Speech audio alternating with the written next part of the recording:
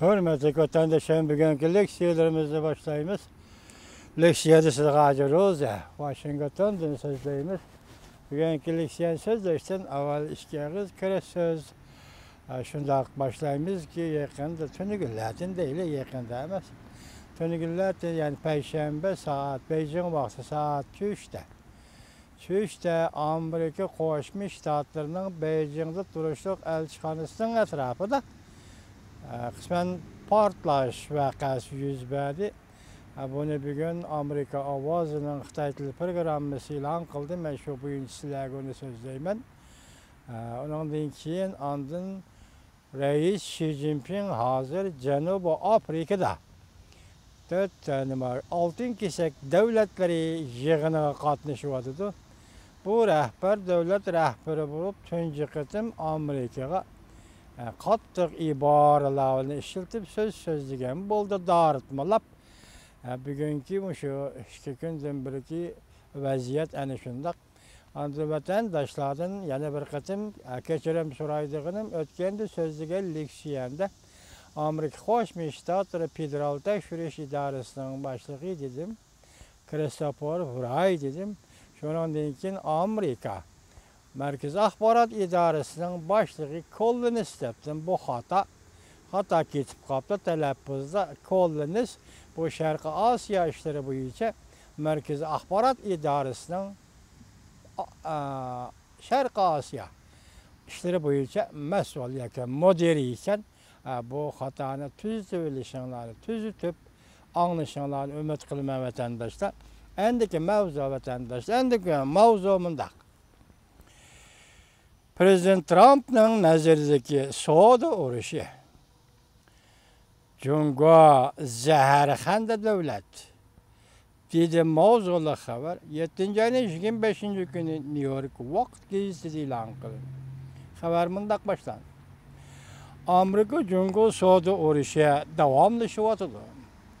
Amerika dehqonlari Cungo'ga zarba berdi. Amerika dehqonlari Cungo zarba beradigan nishon bo'lib qoldi. Suudi urushida Cungo Amerika dehqonlariga qaratdi tug'uvchini yoki Amerika dehqonlarini zarba beradigan obyekt qilib tanlab oldi. Amerika Qo'shma Shtatlarining prezidenti Trump Cungo zaharxanda davlat deb tanqid qildi. Prezident Trump 7. ayın 25. günü Twitter'da fikir kaldırıp bundaq ko'rsatdi. Cungo tug'uvchini bizning dehqonlarimizga qaratdi. Ularning davomli Amerikadan ayon elishiga yo'l qo'yishimiz kerakmidi? Biz Cungoning Amerikadan foyda elishiga yo'l qo'yishimiz kerakmidi? Cungoliklar biladi-ki, men dehqonlarimizni hurmat qilaman ve ularni suyman. Prezident Trump yana bundaq ko'rsatdi. Cungo bek zaharxanda davlat. Ularning g'arazlari cho'qim mag'lub bo'ladi. Biz hozirgacha kang qursaqlik qilyapmiz. U yana bundaq ko'rsatdi. Cungo o'tgan yili Amerikadan 500 milyard 170 milyon dolar payda aldı. Cungo Amerika Suudi uruş 7. ayının 6. günü başlandı. 7. ayının 24. günü Amerika Yezi İgilik Ministerliği Suudi uruşunun təsiri uçurğan Amerika dehqonlariga 120 milyon dolar qo'shimcha haq qo'shib beradiganligini jakardi. G'arbiy Janub va Janubiy taraf shtatlardagi Amerikada tamojna bejinin ta'siri uchragan dehqonlarga shu orqali yordam qiladigan bo'ldi. Amerikada nashr qilinadigan siyosiy jurnali va Amerika ismli televiziya CNN qatorliq matbuotlar xabar qilib bundaq ko'rsatdi. Musha hafta Amerika Qo'shma Shtatlarining prezidenti Trump ta'siriga uchrashi bir qadar og'ir bo'lgan Missouri shtati va O'rta Janub yezigilik shtatlariga berib, dehqonlarni xotirjam qilmoqchi bo'ldi. Bu ihtimollarga purchaq purchaq eksport qilish, import qilishga munosabatli bo'lishi kerak. Xo'sh ekan. Jungoning markaziy organlari tomonidan boshqariladigan yer shari vaqt gezitining tahriri. Xo'sh ekan. Prezident Trump qartib Xudamo sende ko'ranligan emas dedi.